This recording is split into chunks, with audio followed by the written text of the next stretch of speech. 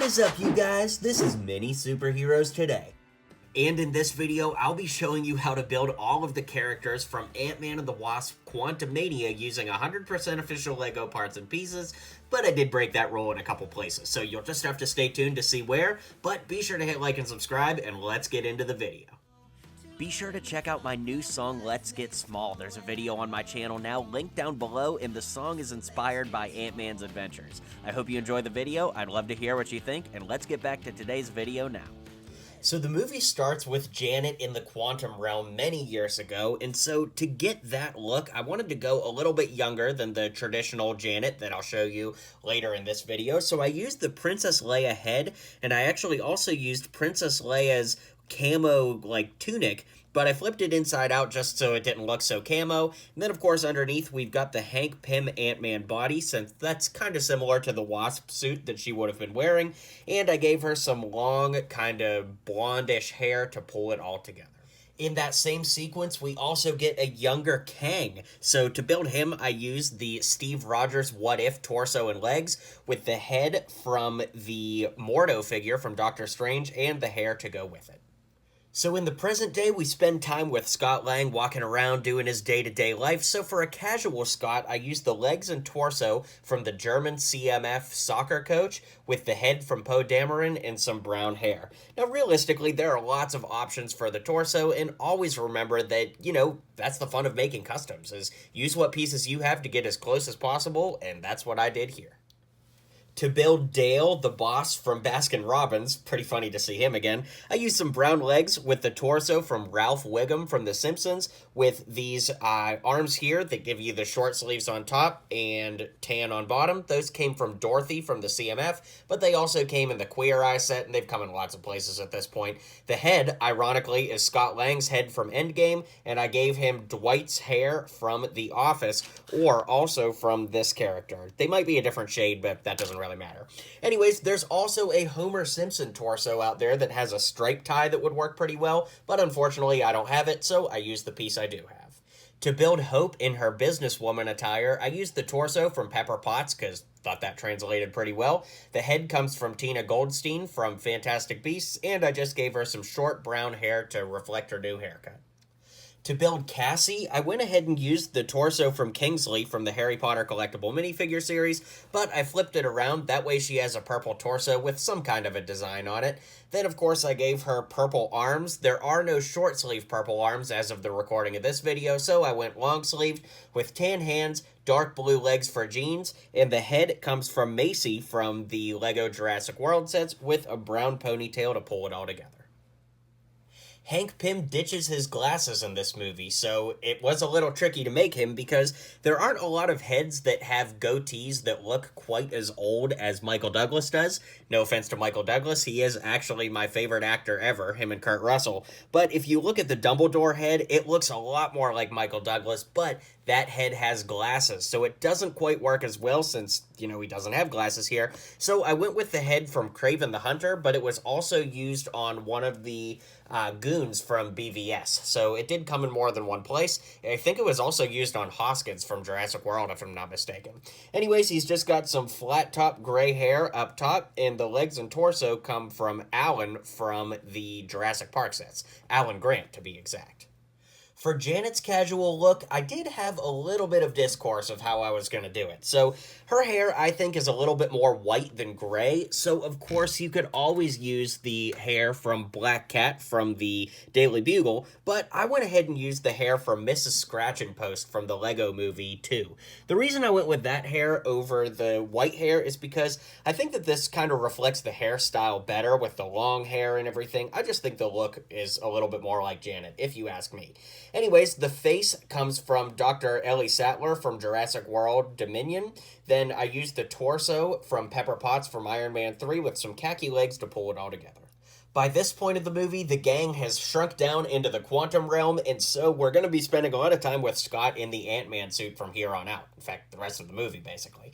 Anyways, Unfortunately, we are not getting an Ant-Man and the Wasp Quantumania set that has minifigures, so the best we can do is to use the design I've been using since Endgame, which is the Ant-Man and the Wasp torso and legs, with the Surfer CMF arms on there to give you some red detailing to match and upgrade it a little bit more. Then, of course, we're using the Ant-Man helmet from the Quantum minifigure from Endgame. So I think that is a pretty good Ant-Man minifig, but I wish that we were getting an official minifig that matched the design from the movie. Since we aren't, though, this is as close as we can get. Just like Ant-Man, now it's time to take a look at the Wasp suit. So again, we're not getting an official minifig, so I had to get as close as possible using previous pieces. So the torso is the Wasp torso. The legs come from Sinestro from Lego DC. The head, once again, is from Tina Goldstein with some short brown hair, but of course we can remove that to put the Wasp helmet on that came from Ant-Man and the Wasp, just like where the torso came from. The arms are dual molded, which give you black on top and yellow on bottom. Those come from the CMF soccer referee, but then I took a pair of black handcuffs, cut the chain off of them, and put them on there for her gauntlets, because that does help cover up the printing that's on her arms. Even though it does look kind of technological and it matches in, I just like the look with the wristband trick on there with the handcuffs. I like that look a lot better. Anyways, the wings come from Beetle from the Lego Spider-Man Daily Bugle from many, many moons ago, and that's how to build Wasp. Veb was one of the hardest figures to build in this showcase, but in the end, I'm actually quite happy with the way it turned out. I did have to break the purist method, though, because you'll see that his legs are actually green on the inside, and that's because I used a paint pen to color green, like, plant piece with pink to be his legs. I think he actually has more tentacles than that, but it was a stretch to even get this much. So I took that, I put it into a 1x1 translucent orange with a hollow stud, then a 1x1 pink flower, and I attached that to the head, the pink head that is, from the Space Alien from one of the recent CMF series. In fact, I even used the head from that, but I turned the inner head so that you can't see the mouth. So basically you just see the eyes up top, and to hold it all together, I used the, like, bubble piece from Sandy from SpongeBob.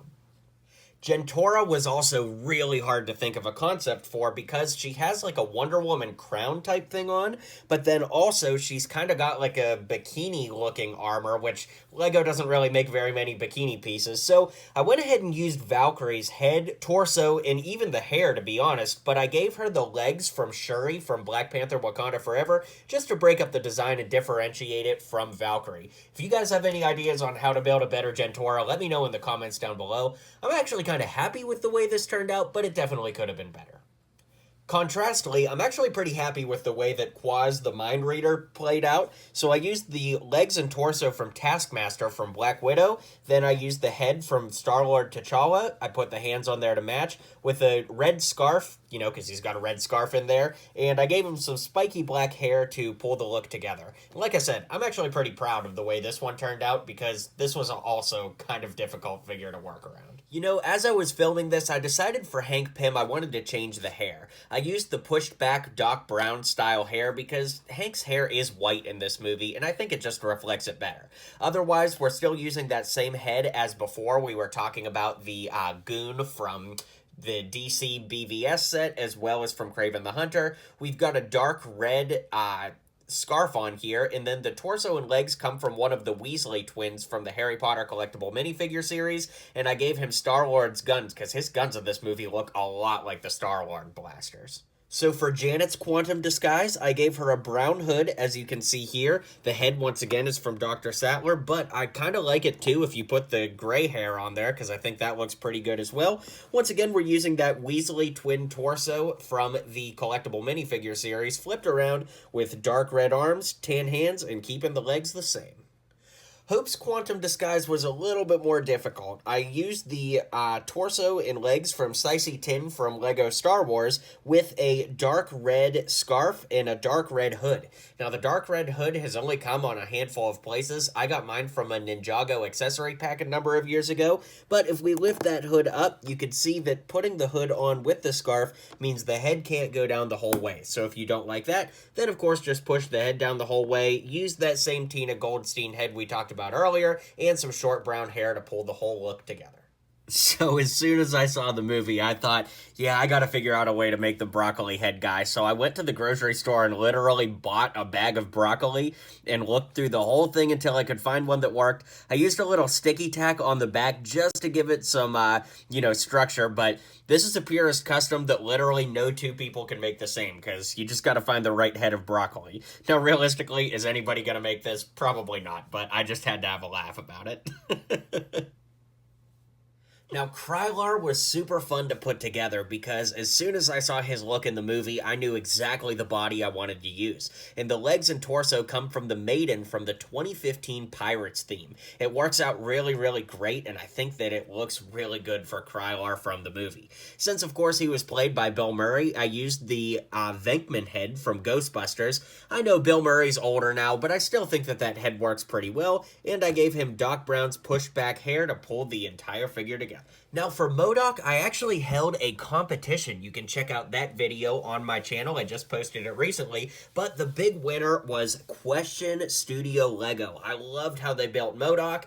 And I thought, you know what? Instead of me building a Modok, why don't I let the community go for it? So check out the hashtag MSTModok on YouTube and Instagram for all the cool entries for some more ideas for yourself. And in the meantime, congrats to Question Lego Studio on this awesome build and winning my competition to get included in this video. And now the moment we've all been waiting for, how to build Kang. So this design has kind of evolved as the movie's gotten closer, and the first big shout out I want to give is to my pal HMD Brick Customs, who had this great idea to use the head from Agent Kolar from Star Wars. That way you kind of get the markings on Kang's face. Excellent work, my friend, and I'm happy to use it here and give you a shout out. Anyways, I gave him the Finn hair with some green cape. I have a purple one in the thumbnail, but as I was filming this, I'm like, you know what? I think the green looks better. The torso comes from powered up Lex Luthor. The arms are purple with some printing on them, and those come from the pink CMF alien, ironically the one we used for Veb earlier. Then he's got green hips and the legs from Phastos from the Eternals. The other thing that you can do is if you want to take this head off, I used the head from Hydro Man from Spider-Man with one of the rare purple helmets. It's only rare because it's only come on a handful of figures, and it hasn't really come on any figures recently, but I do think that that's a good look for the blue mask version too. I'd love to hear how you guys are building Kang, so drop some comments and throw out some other suggestions, because the cool thing about customs is there's lots of ways to get to the same end result. So let me know how you're building Kang, and let's keep moving on. Of course, we also have Cassie, and Cassie's Stinger outfit. I don't know that we actually get a name for her in the movie, but in the comics she's called Stinger, so I'm gonna go with that. The, head and hair, same thing that we talked about before. The torso comes from Shuri from Black Panther Wakanda Forever. The arms I used from Huntress from the LEGO DC collectible minifigure series with the handcuff method, where I chopped a pair of handcuffs, took the link out of them between them, put them on the wrist to give her gauntlets, and then, ironically, the legs also come from Huntress from that LEGO DC CMF minifig. When Antman meets all of his probability variants, he does meet a Baskin-Robbins version of himself, so it was a little tricky to do a Baskin-Robbins design. I have done one in the past where I use one of the figures from the CMF series, this guy here, to be precise, Larry.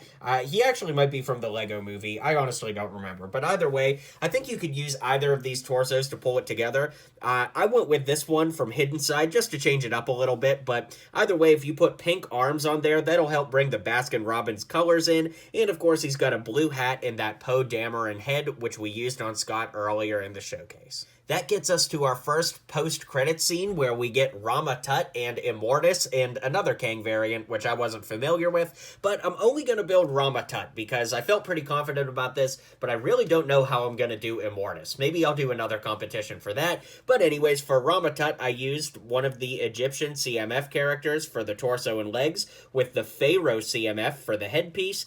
The face, of course, comes from Mordo from the, Lego Doctor Strange set, and I gave him arms to match to pull it all together. The post-credit scene gives us Victor Timely, which was pretty awesome, but there is a much better head than the one you see here. I would recommend using Baxter from TMNT because that gives you the mustache and the glasses, but unfortunately I don't have that figure, so the next best option I thought was Winston from the Ghostbusters. Then I gave him Shuri's hair from Lego Black Panther Wakanda Forever, and he's got the Minister of Magic torso and legs to give him that kind of old-timey feel. Then in the audience for Victor Timely, we see Loki and Mobius, which, if you would have asked me 2 weeks ago who I thought my final characters in this showcase would be, I never would have guessed it'd be these two. But regardless, we've got Loki and Mobius here. I think that this scene is basically going to be in Loki Season 2, so maybe I'll update these when we get a better look at their outfits. But for Mobius, I used the legs and torso from Henry Jones Sr. from the original wave of Indiana Jones,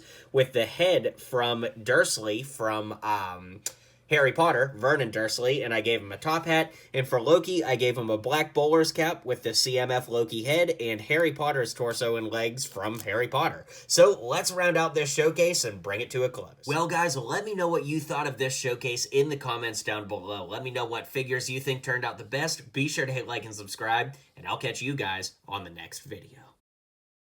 Well, you made it to the end of the video. Thanks for hanging out with me today, and don't forget to hit like and subscribe, and maybe check out one of my other videos listed here.